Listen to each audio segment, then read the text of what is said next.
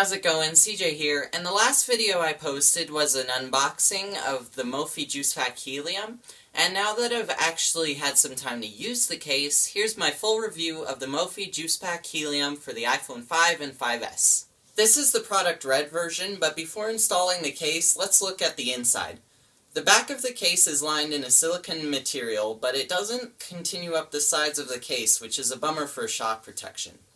You can see the lightning connector, which plugs directly into the phone in order for the case to charge your phone. Installation is very simple. It's a two-part case, so you just take your phone and slide it into the larger top part of the case. Be very careful when doing this though, because I've heard stories on the internet about people scratching their phone, and you definitely don't want to do that.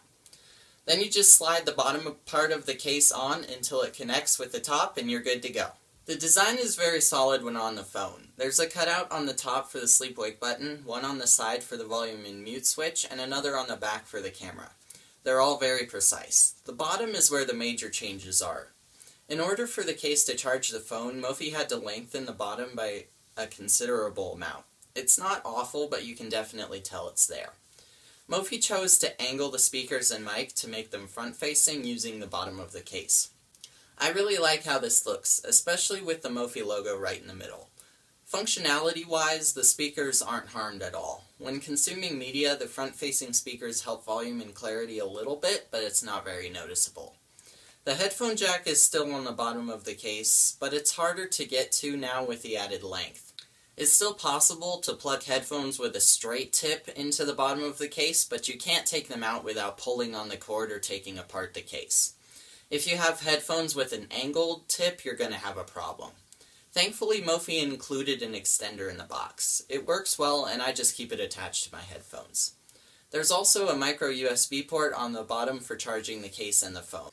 I don't really know why Mophie didn't just use the lightning connector to keep everything simple.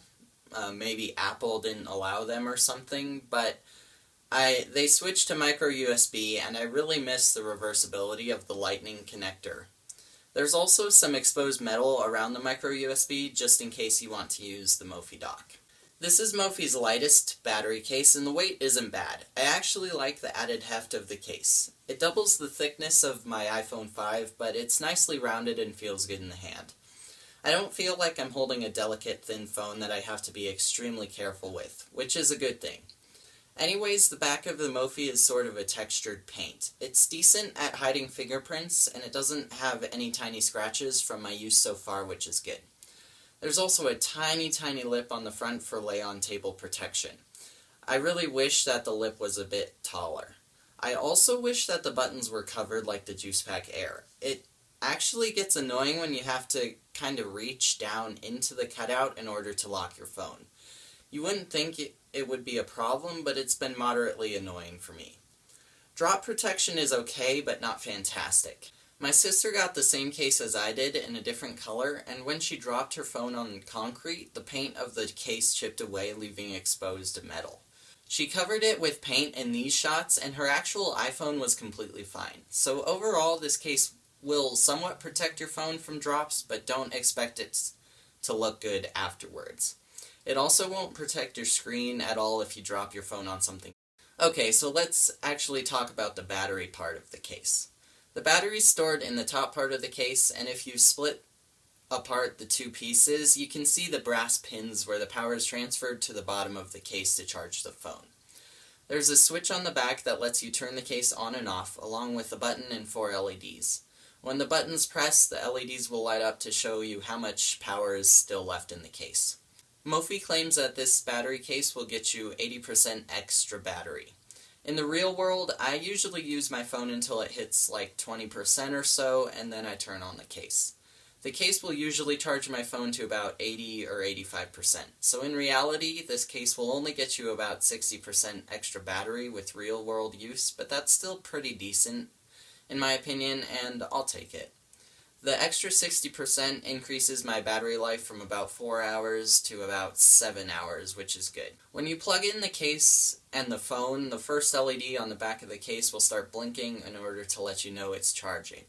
I've found that my phone battery is charged first, and then the case's battery is charged afterwards. It doesn't charge them simultaneously.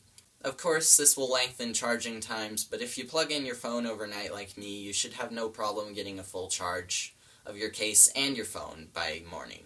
In the end, I would recommend this case. It gets you a decent boost in battery life, and I actually like the feel it gives to my phone.